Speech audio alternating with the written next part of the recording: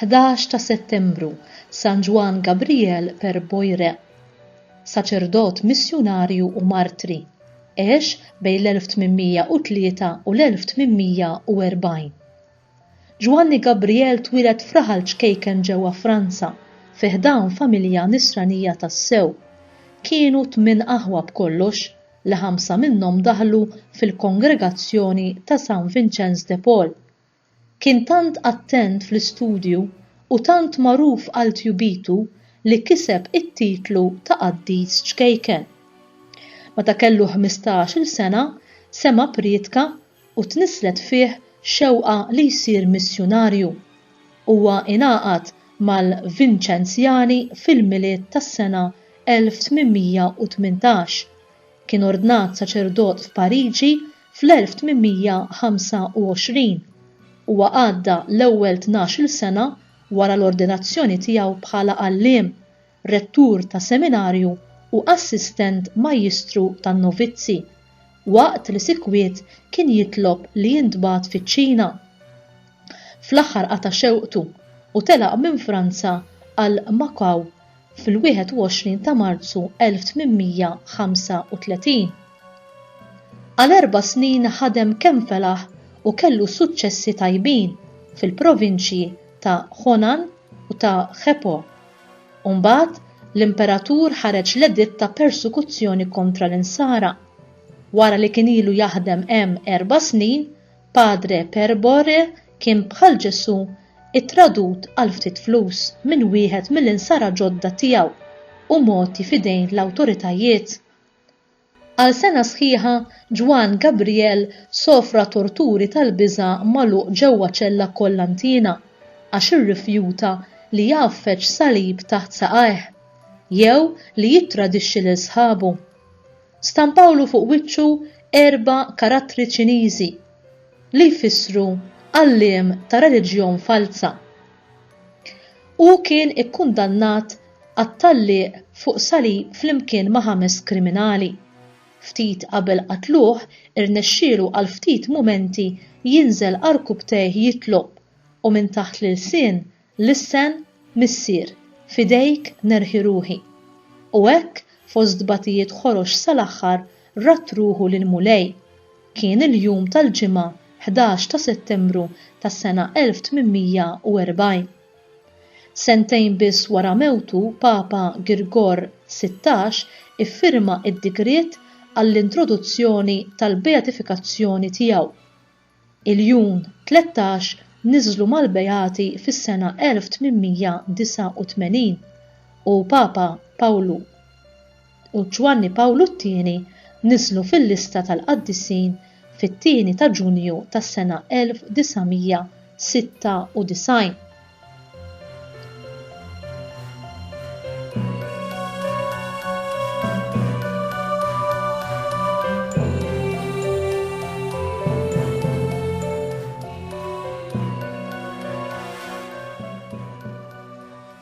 Il-mod kif San Juan Gabriel ippersevera sal-aħħar fil-missjoni tiegħu minkejja it-torturi ħarxa li għadda minnhom huwa mhux biss impressjonanti u juri kif l-Ispirtu Santu waqaf miegħu, imma wkoll għandha tfakkarna fir-responsabbiltà li kull nisrani għandu li jissieħeb mal-missjonarji mhux biss finanzjarjament iżda wkoll spiritwalment permezz tat-talb. Il-predikazzjoni qawwija u ministeru produttiv fil-qasam tal-missjoni jiddependu fuq it-talb tal-poplu tal-Alla. San Pawl da fehmu sewwa eżatt qabel it-tluq għall-ewwel u t-tieni vjaġġi missjonarji tiegħu u probabbli anki għat-tielet wieħed, il-fidili f'Antiokkja talbu għal Pawlu u dawk li kienu sejrin miegħu Fatti 13 u 15 u barra minn hekk fl-ittri tiegħu u talab direttament għat-talb 5 darbiet. Fl-ewwel ittra lit-Tessalonkin kapitlu 5 vers 25 u sempliċement jgħid ħuti itolbu wkoll għalina. Imma huwa aktar speċifiku fl-appelli l-oħra tiegħu. F'Rumani kapitlu 15 versi minn 30 sa 32 jgħid hekk: Inħeġġiġkom ħuti permezz ta' Sidna Ġesu Kristu u permezz tal-imħabba tal-Ispiritu. Tqabdu miegħi intom u titolbu lill-Alla għalija biex jeħlisni minn dawk fil-ludija li ma jemnux u biex is-servizz tiegħi ikun milquh tajjeb mal-qaddisin f'Ġerusalemm. Imbagħad jekk Alla jrid niġi għandkom ferħan u jkolli ftit tal-mistrieħ għandkom. F'Efesin kapitlu 6 versi minn 19 sa 20 Pawlu jikteb hekk: itolbu għalija wkoll biex meta niftaħ fommi tingħatali l-kelma ħalli b'vuċi minn quddiem inxandar il-misteru tal-Evanġelju li tiegħu jiena l-ambaxxatur fil-ktajjen.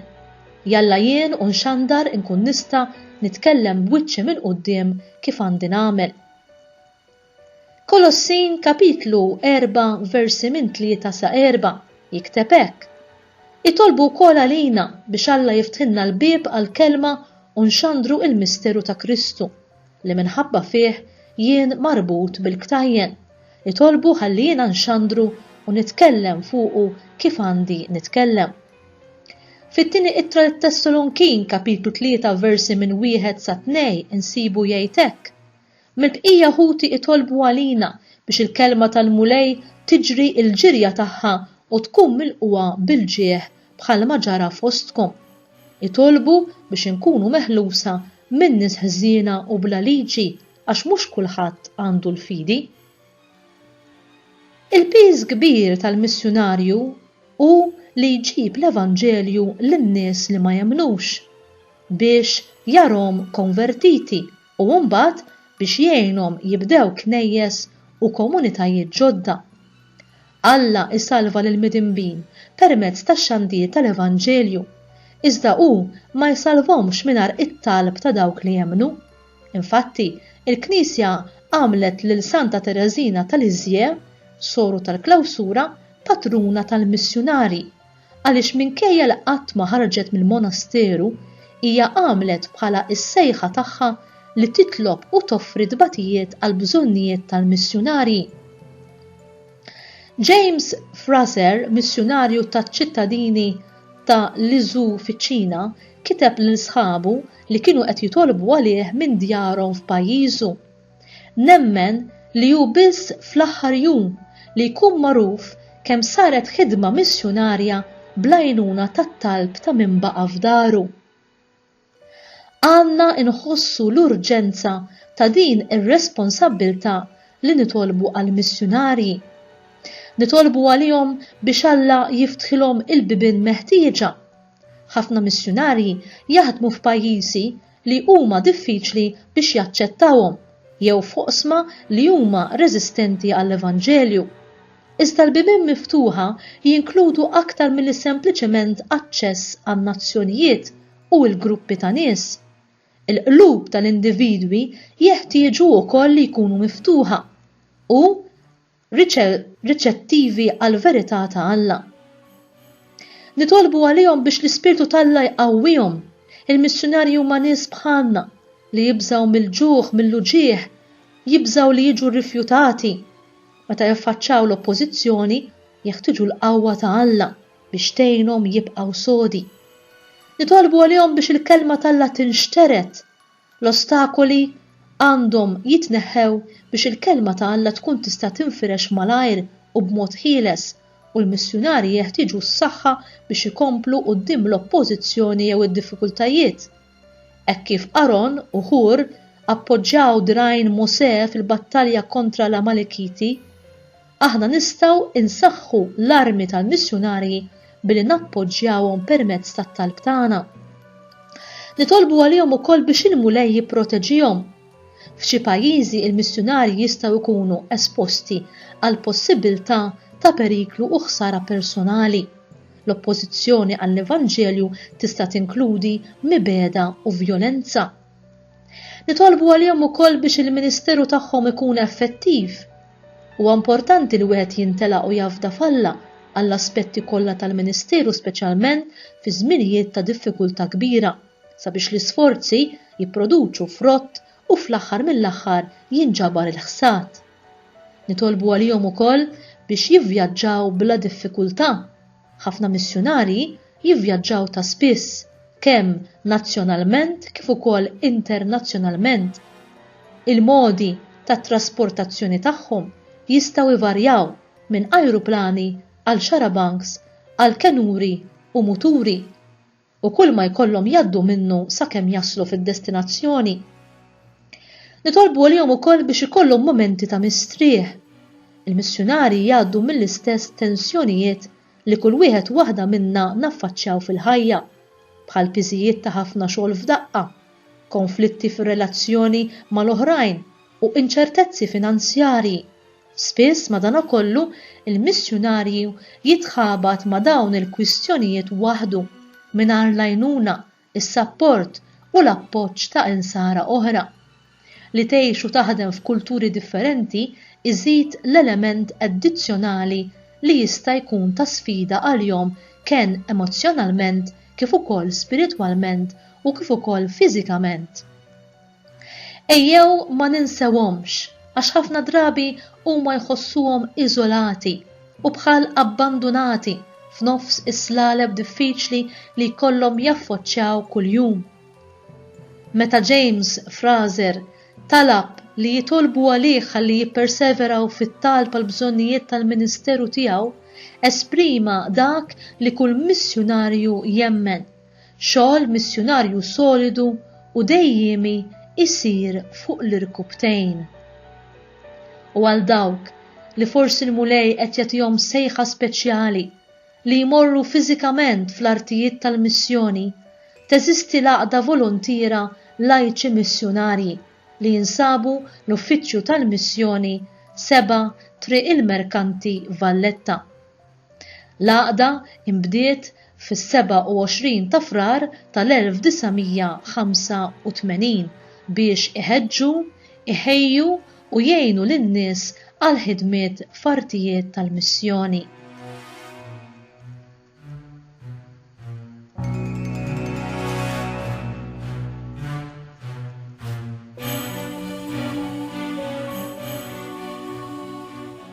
U din li ġejja hija talba ta' San Juan Gabriel.